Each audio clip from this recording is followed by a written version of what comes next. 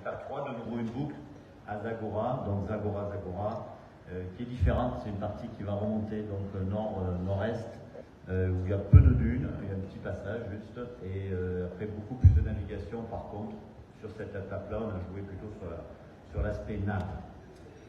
On revient à Zagora, une autre nuit. Donc Zagora, c'est dans la tradition totalement locale, puisqu'on sera sous tente avec un très beau bivouac qui sera monté comme on l'avait fait déjà en 2021 suite au Covid.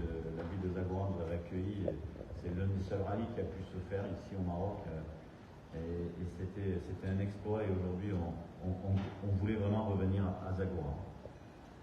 Zagora Merzouga, c'est l'étape numéro 4. L'étape la plus longue en spécial, en tout cas 351 km. Pour moi, c'est la plus belle, c'est aussi la plus difficile. Elle regroupe tous les éléments du rallye raid. Vous aurez beaucoup de navigation, vous aurez du sable, vous aurez des dunes, notamment à l'arrivée avec tout l'ergue de Merzouga. Il y a aussi une belle partie d'herbe à chameau qu'on a trouvé cette année. Là, il y en a certains qui vont se demander ce qu'ils font là-dedans, mais c'est un petit clin d'œil, c'est pas très long, il y a 4-5 km, mais voilà. Et en tout cas, vraiment une belle spéciale. J'aime beaucoup cette étape, peut-être la plus difficile, mais c'est vraiment une très très belle étape de rallye. Et puis après, ça sera plus tranquille pour le dernier jour. Merzouga, un peu de dune, belle piste, très jolie, un petit peu de navigation, mais pas trop. L'idée, c'est de finir ce rallye par une très belle note. Et on finira en plus au pied des dunes. Donc une arrivée très jolie dans les dunes directement, avec le bivouac qui sera au pied des dunes.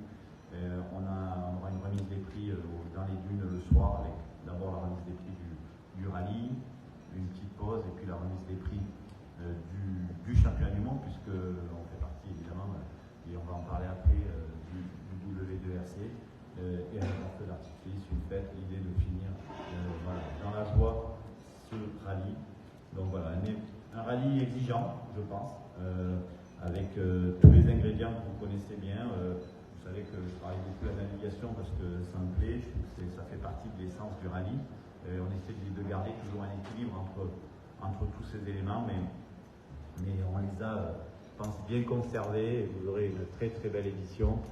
Pas trop de liaisons, il y en a beaucoup sur la première journée évidemment, parce qu'il faut sortir d'Agadir et aller sur la région de Tata pour prendre le départ, mais au-delà de ça, après derrière, vous aurez très peu de liaisons, ce qui est toujours appréciable sur les rallyes. Donc voilà ce fameux tableau que vous allez pouvoir retrouver sur nos réseaux, sur le site internet évidemment. Tout sera mis à jour une fois que la conférence sera finie et vous retrouverez tout ça.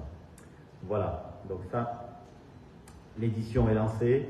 Je peux vous parler des engagements qui avancent aussi très très vite, puisque nous avons déjà complet en moto depuis vendredi soir. Donc nous avons fermé les inscriptions en moto, 150 motos d'inscrites.